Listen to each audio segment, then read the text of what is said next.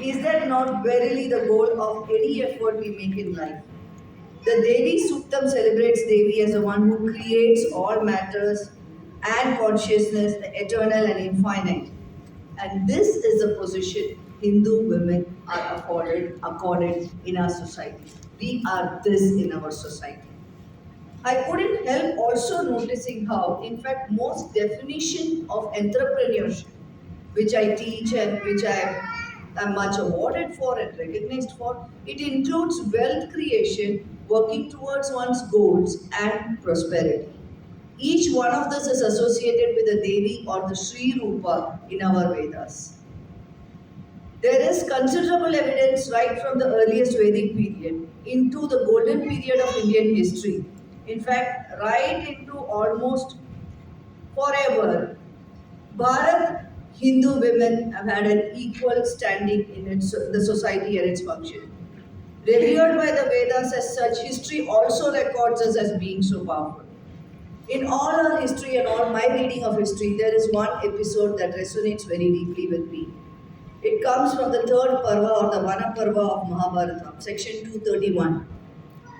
Draupadi Satyabhama Samvad. Now, this is one discussion that has been recorded by Veda Vyasa himself. It is not hearsay, not folklore, not added on later. Here, Satyabhama, who is not just the most beautiful of Krishna's wives, but also probably the most powerful, she is asking Draupadi exactly what do you do as a woman to keep your men, your five husbands in control? How is it that they are in your control? Draupadi's answers are a study in family and kingdom management, by the way. They have nothing to do with her being a woman. They are a study in family management, they are a study in how you should run a kingdom. Mostly, two statements that she makes, most importantly, they have always remained with me. One, I am reading this out, this is a verbatim translation. It was I alone amongst the Pandavas who knew the income and expenditure of the king and what their whole wealth was.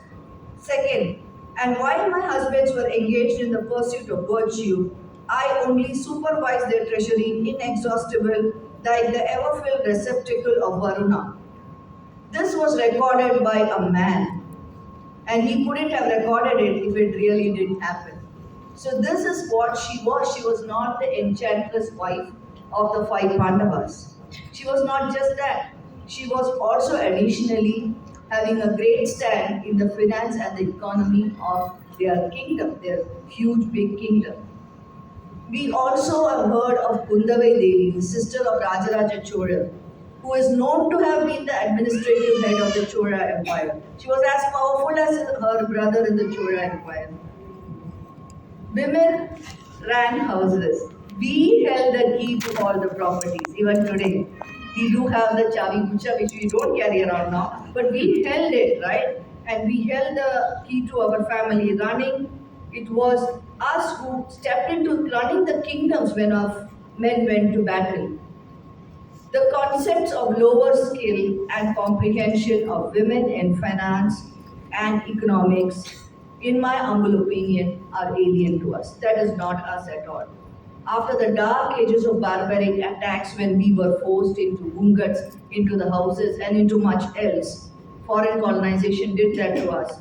Resurgence of women in the fields of finance and economics worldwide is being led by the Hindu women. Can't we all think of many examples to this? We have all seen how we are there in the world in the world level. We are as Indra Nui. We are there in so many governments in the world. We are there in the economics forums of the world. We are there everywhere where brains and efforts matter. Recently, one incident worldwide when we had the corona epidemic. Bharat sailed through the corona epidemic, mostly due to the Indian, the Bharatiya woman. It is recorded, it is recognized, all our husbands doffed their hats to this woman who many times was just a housewife, but somehow managed to make puppets, pickles, supply lunches, did so many things. And how many crores of families survived on that? We did better than best of the developed nations because of the Bharatiya woman and her tenacity to face such problems. One thing, however, Bharat recently, under great leadership, has reached fourth position of 51 countries for the quality of entrepreneurship ecosystem. There is this GEM Entrepreneurship Monitor that has put us in fourth position for global entrepreneurship. However, there's a gap. The Women's Global Entrepreneurship Indexes, one of them places us 57th out of 65 nations.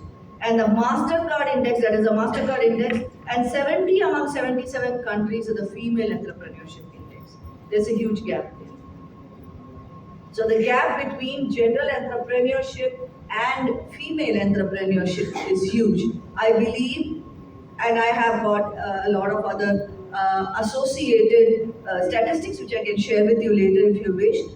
It is not just in Bharat, it is not just among Hindu women, this is generic among all women worldwide.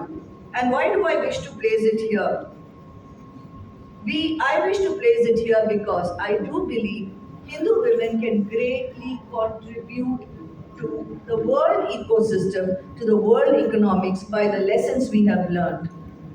Because we are by our very nature, and I always say this, we are economic, social, and governance compliant. ESG. Everybody has heard of this word? That is us. We are naturally ESG compliant. We have this word being spoken everywhere from the UN to the World Bank to being imposed on most companies worldwide today. We have to show ESG compliance in most of our activities. We have to be certified for this many times.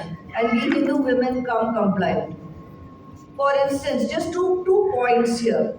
This, we are all economic units. Whoever is thinking I'm not an economic unit, please don't think like that ever, because how many of us save? We are given a lakh for shopping for an event. How many of us have overshot the lakh? Most of us have spent 80,000 and saved 20,000. Most of us save. Most of us are carbon footprint conscious. Most of the water in which we wash our vegetables goes to the plants. These are things that we learned from Hindu Dharma. We have learned the Dharmic way of living, we are naturally trained in it. Therefore, when we come more into economics and enterprise, we bring these lessons along. This is where the world is going to benefit from our involvement in economic activities. And last one point here that we have to speak about, sustainability. Now, I am just going to read out the definition of sustainability, and it's up to you to understand why we women, Hindu women, are the best people to talk about this. Sustainability in the economic context, this I have taught in my lectures. It refers to practices designed to create long-term economic development of a company, society, or nation, while also managing environmental, social, and cultural aspects of its activities.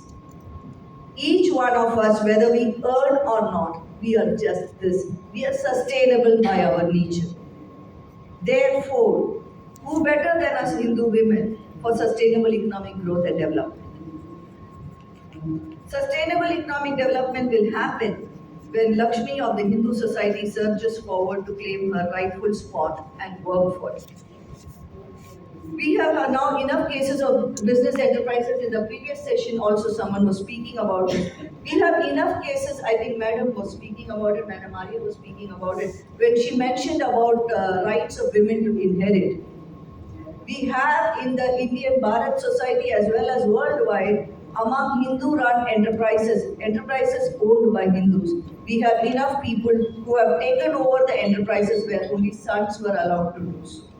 You can think about the examples, Roshni Nada, the Reddy sisters of Apollo hospitals. And very hearteningly, women-led enterprises have registered a great growth in the MSME sector. We women bring a lot of skills to fore. All of us work with career breaks.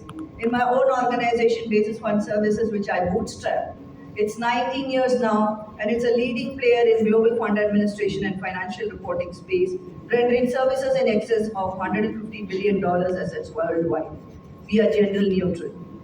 90% of our women managers managers, I'm not talking about employees, 90% of our women managers, 40% of our managers are women, and 90% of them are second innings employees, which means we gave them a chance to come back into economic activity after a career break.